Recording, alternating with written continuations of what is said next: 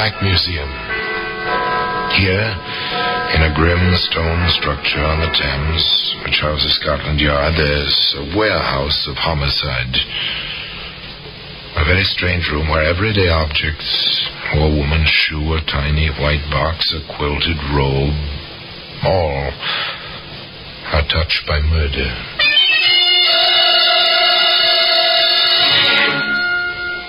You take this raincoat. It's a familiar object, waterproof cloth, rayon lining, collar, you can turn up against stormy weather. Here in London, it's called a mackintosh. But you wouldn't wear this raincoat. Odd, isn't it, Inspector? The way it was tucked around that poor woman? And partially burned, as if someone had tried to destroy the evidence. Well, it is evidence, sir. But against whom? I'm not sure yet. But this raincoat, Sergeant, this raincoat will hang someone. You can depend on it. Today, that raincoat can be seen in a very special position in that very curious room in Scotland Yard, which is known as the Black Museum.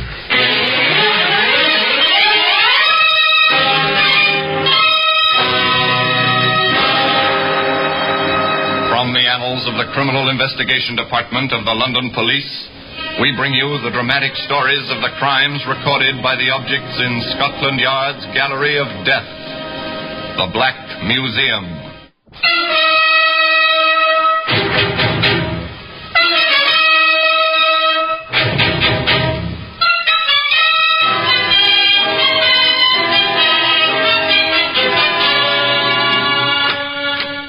Now here we are in the Black Museum, Scotland Yard's museum.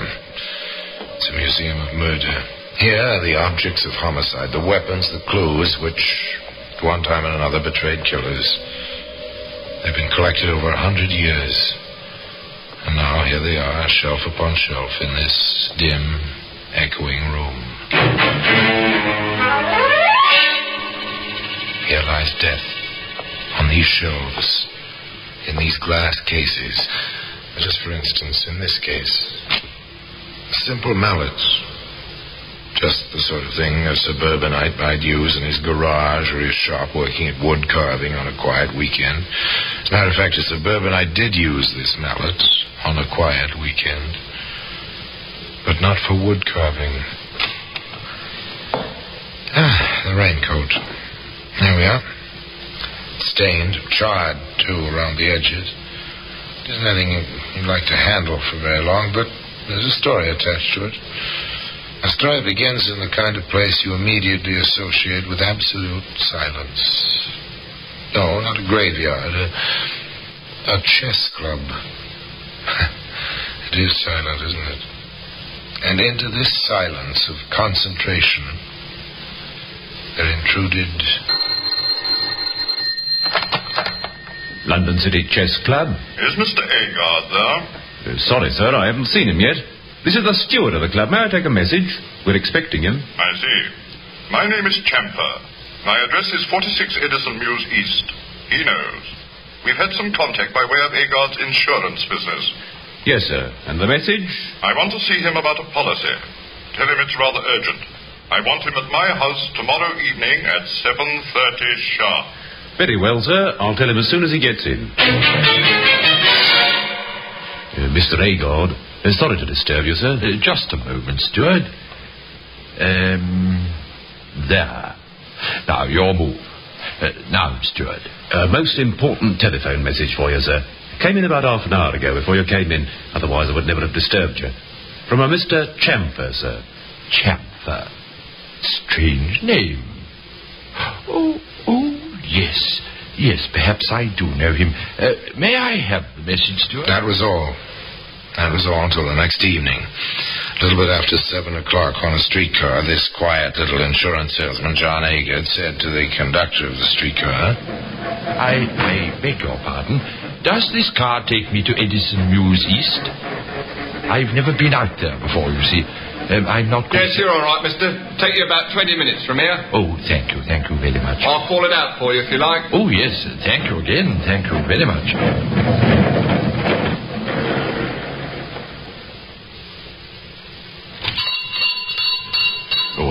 beg your pardon.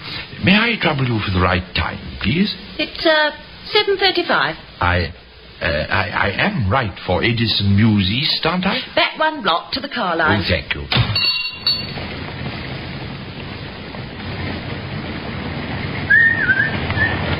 I beg your pardon, Constable. Yes, sir? I am looking for a Mr. Chamfer. In Edison Mews East, I have an appointment. It's insurance. Do you happen to know the gentleman, officer? Oh, I'm afraid not, sir. Oh, dear. And my date was for 7:30. Is it much past that now? 7:45, sir. Steeple chimes just struck the 3/4. Oh, thank you very much indeed. I'm sorry to have troubled you, officer. He seemed a worried little man, John Agard. Upset over his difficulty in finding Mr. Chamfer, and he was still worried, apparently, about an hour later, when his next-door neighbors, Harry and Ethel Benson, saw him coming across the scrap of lawn which separated their houses. Here's Agard coming over. Funny. Why is it funny, Harry? They come over very often. That's just it. Martha isn't with him. Funny. Such a devoted couple. Martha had a bad cold today. Perhaps John needs something. Well, no isn't enough. There he is. Hello, Agard. Spotted you coming across the lawn. Yes, good evening. You know, I am sorry to bother you. No bother at all. Do you need something for Martha's cold? Oh, you know about that. No, and yes. I suppose the cold made her forget to unbolt the doors when she went to bed. You mean you can't get into your own house, old man? That's it. Front and back. I can't seem to open either of them. I don't quite know what to do about it. Not like Martha to forget a thing like that. Does she always bolt the door behind you when she's alone? Oh, at night, yes. There's only the two of us. I do so rarely go out without her, but tonight it was business. If you'd come across with me, I'd appreciate it. The three of them crossed the lawn to the Agard house. 3 ordinary people. An insurance agent, a bank clerk's wife. The wife said, "Let me try the front door, just for luck." John Agard said, "It won't help her. I've tried several times." The woman tried it.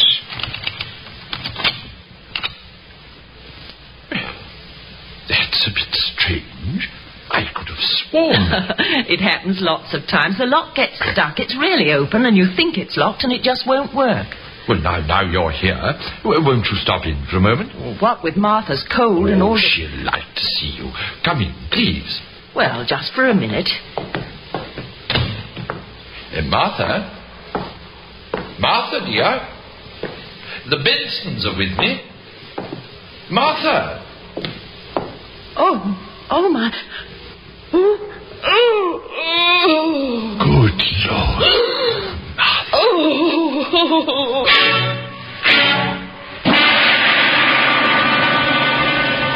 She was dead. Completely, horribly dead. One look. No doctor could help. The woman's head was battered in. She lay before the fireplace, her arms and legs twisted awkwardly like some carelessly dropped wooden figure, and there was blood on the hearth, on the walls, too, on the chair, on the rugs. And tucked around the body, as you tuck a blanket around a child, was a raincoat. Let me go over this once more, Mr. Agard. Of course, Inspector, if you think it'll help. Details very often help.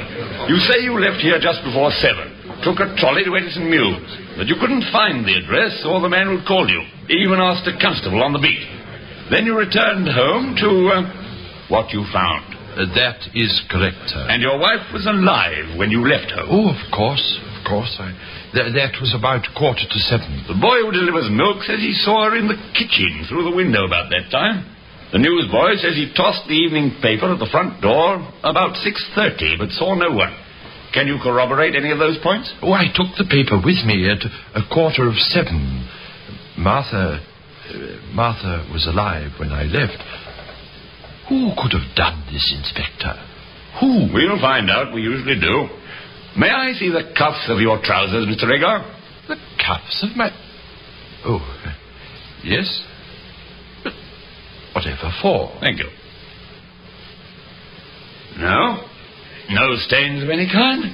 But do you really think for 1 minute that I... We think nothing. Not yet. The raincoat, Mr. Agard. Is it yours? And are there 2 worn spots at the buttonhole? There are. It's... no. When did you see it last? It was hanging on its usual hook in the hall. I see. Thank you, Mr. Agard. That's about all for now. That's about all for now. But not nearly all. The experts were at work somewhere, somehow. The tiny thread which would lead to the heart of the tangle would be found. In a quiet office in Scotland Yard, Inspector Mason discussed the experts' reports with Sergeant Crandall. It couldn't have been robbery. Agard reports nothing missing. Agard reports a lot of things, including a mysterious telephone call that took him on a wild goose chase. During which he seems to take good care to leave a clear trail of his own movements. She was seen alive between 6:30 and 6:45. Agard was in the tobacco shop at 7:35. The girl who works there remembers it. He probably took good care she would. Beyond a doubt he did that. But he couldn't have battered her to death after 6:45, cleaned up, destroyed whatever he was wearing, and still be in that shop at 7:35. Or made that trolley car a few minutes after 7. Exactly. Which leaves us, Inspector? With the raincoat. It's odd, isn't it, Inspector? The way it was tucked around that poor woman. And partially burned, as if someone tried to destroy the evidence. Well, it is evidence, sir. But against whom? I'm not sure yet. But this raincoat, Sergeant, this raincoat will hang someone. You can depend on it. That was all they had. The raincoat. Inspector Mason thought about it. It was tucked around her, just as if someone who loved her were taking care of her. There was a thread. It seemed the only thread. Where did it lead? Where could it lead? Where could any of it lead? John Agard, you're under arrest, and you'll be later charged with the murder of your wife, Martha. It is my duty to caution you that anything you may say... Today, that raincoat can be seen in a very special position in that very curious room in Scotland Yard, which is known as the Black Museum. Now back to Theater of the Mind on 104.5 Shun FM. Well, they charged John Agard with the murder of his wife, Martha. The evidence seemed slight, pretty flimsy, but still, there were strange lapses, contradictions of character. Quiet little insurance salesman responds to a call from a possible client, and suddenly he's talkative, almost garrulous. He establishes himself at definite places at definite times with total strangers, all of whom can be checked quite easily by the police. The possible client is non-existent. And then, of course, there was the raincoat. From the very beginning, the prosecutor for the Crown made it clear that a great deal of his case rested on that raincoat. And if the prisoner did commit this murder for apparently no reason, he deserves the full punishment. Much will be made of the quiet life he led with his wife. Much will be made of the fact that no telltale trace of blood was found on him or his clothing. But I say to you, and we hope to prove this to your satisfaction, that this woman could have been beaten to death by someone wearing only the raincoat, which we will place in evidence. Now, who, ladies and gentlemen of the jury, could have approached Martha Agard naked save for that raincoat, except her husband, the prisoner, John Agard? Moreover, as you will see, the police officer... There was more of the same, much more. Counsel for the Crown was out to make an impression, no doubt about that. But then, so was counsel for the defense. My colleague has already admitted that no trace of blood was found upon my client, although from the condition of the body and the room, it would seem impossible that the killer could have escaped the touch of it. Then again, there was no time. John Agard could never have committed this crime, performed the necessary ablutions, and been where he was definitely seen between 6:45, when his poor wife was last seen alive by a third party, and 7:05, the moment when my client spoke to the trolley conductor. But far, far more important is the relationship between my client and his poor wife, A relationship of love, of understanding, of the perfect companionship of declining years. For that reason alone, I submit my client could never have committed the crime with which he stands charged today. So it began. The legal lines of battle were drawn. 12 honest men sat in the jury box and gave their whole attention to the parade of witnesses, to the arguments, to the cross-examinations. Sergeant Crandall gave evidence in the amount of blood and the places where it was found. Defense counsel cross-examined. It is apparent, Sergeant, that there was an attempt to burn the raincoat, which is now in evidence. Do you agree? Yes, sir. Such an operation would take some time, would it not? Well, I assume so. I can't say for certain. I've never experimented with a raincoat. Very well. You saw the scene of the crime before it was cleaned up, did you not? I did. From what you saw, would you say it was possible for the killer to escape splashes of blood? Well, I doubt it. He would get blood on his legs, his hands, his face, his hair. I expect so. Were any such traces found on my client? Well, none that I know of. There has been a suggestion made that the murderer took a bath before leaving the premises. Did you see any traces of a bath? A wet towel, indications in the bathtub? No, sir. Nothing like that. One more point, Sergeant. These were the telling points. But the Crown made its own points as well. Inspector Mason, what was your impression of the defendant when you first questioned him? I was rather surprised at him. He showed less emotion than I did. How was this indicated? We sat in the room where the murder had occurred. Mr. Regard smoked and talked.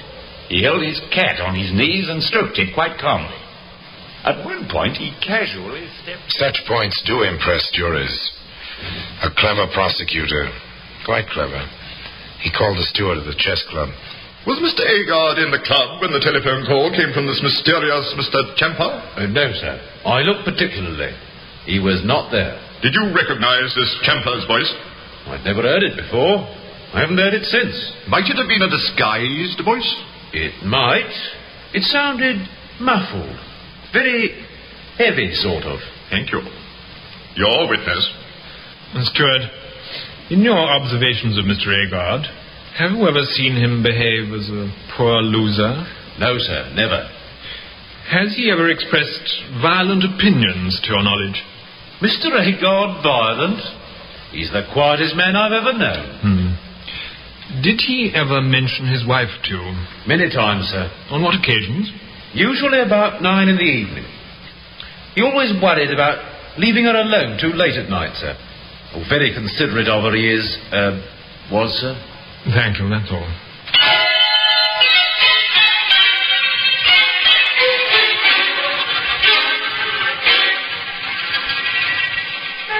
There it was, all they had. An elusive case. An impression, really, more than a case. Very difficult to prove, but just as difficult to defend. For instance, the evidence of Harry Benson, who was with John Agard when the body was discovered. And in all the years you've been neighbors, what would you say impressed you most about my client's relationship with his wife? His absolute devotion. Never a quarrel, never a raised voice. They liked the same things. They were perfect for each other. Your witness? Mr. Benson, after the discovery, who called the police? Why, Agard did, come to think of it. My wife was very upset. She was sick over what she'd seen, as a matter of fact. Yes, he was the one who thought of the police. He used the telephone quite calmly. Quite calmly. Thank you, Mr. Benson. And naturally, the defense brought John Agard's immediate superior to the stand, the manager of the local branch of the insurance company Agard represented. This man's testimony was double-edged. On direct examination, he stated, We have always had complete faith in Mr. Agard's integrity and character. He carried a large policy on his own life in favor of his wife, as she was not insured. To the best of our knowledge, which is rather complete, Mr. Agard has never been in financial trouble in his life. On cross-examination, he explained, Yes, I live near Edison Mews East. Mr. Agard has been to my house many times. He knows the way very well. I cannot imagine why he asked for directions. I was at the cinema that evening. My neighbor recognized Mr. Agard when he came to the door of my house. Unfortunately, I was not at home. When John Agard's turn came to take the witness stand, there was little left for him to say. I did not kill her. I had no reason to. I loved her. Opposing counsel summed up. The judge made his charge to the jury. Again and again, you have heard the importance of the time element in this case. Could this man, or any man, have committed this crime, removed all traces of it from his person, dressed and been at a trolley car line 20 minutes from his house, in the time between the moment the milk boy saw the victim alive and the moment the conductor saw the defendant on the trolley car? More, there is no evidence to connect the defendant directly with the crime. The case is entirely circumstantial. No motive has been established. I could only... They listened. The 12 honest men in the jury box. They retired and they debated. What went on in that jury room is sealed in silence under the honored tradition of the law. Anyway, 40 minutes elapsed. Then the jury re-entered the courtroom. The clerk asked the usual question. Are you agreed upon a verdict? We are. Do you find the prisoner guilty or not guilty? Guilty. Prisoner at the bar, have you anything to say why you should not die according to the law? I am not guilty. I have nothing else to say.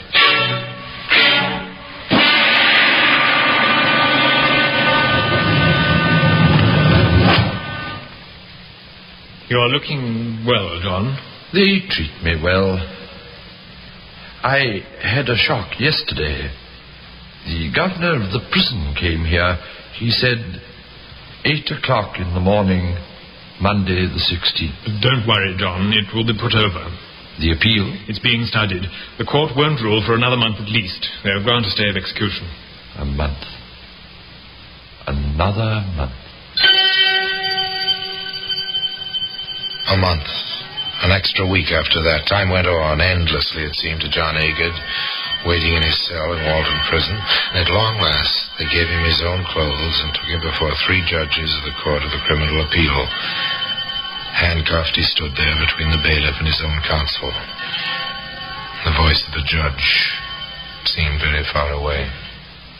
There is indeed reasonable doubt in this case. We believe there is eminent difficulty and doubt. The case against the appellant was not proved with the certainty necessary to a verdict of guilty. This appeal will be allowed. The prisoner will go free. Yes, he went free.